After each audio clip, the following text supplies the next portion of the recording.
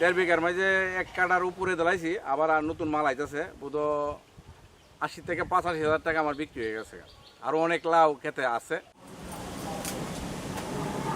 কিশোরগঞ্জ জেলার ভৈরবের বাসিন্দা মোহাম্মদ ইউনুস 14 বছর প্রবাস জীবন কাটিয়ে দেশে এসে শুরু করেন সবজি চাষ।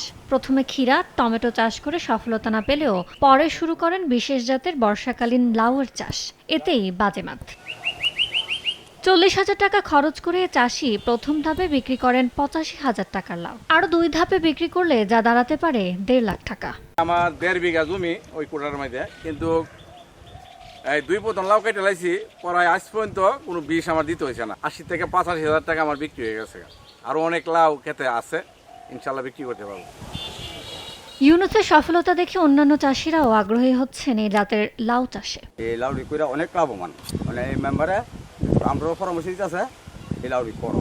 ময়না লাউ করার পরে খুব উন্নত মান। হ্যাঁ, লাউ 3 ফলনা করে আইতেছে, এরপরে মনে হয় শীত দয়ে বেচা মনে হয় দরবালা। এদিকে সব ধরনের সহযোগিতার আশ্বাস দিয়েছে স্থানীয় কৃষি বিভাগ। খরচ কম, অনেক লাভ।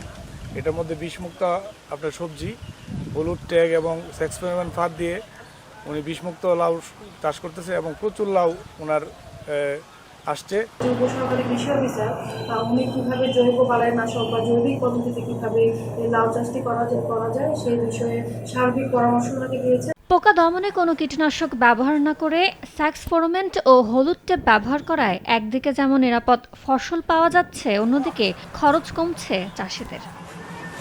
সময় সংবাদ, ভৈরব।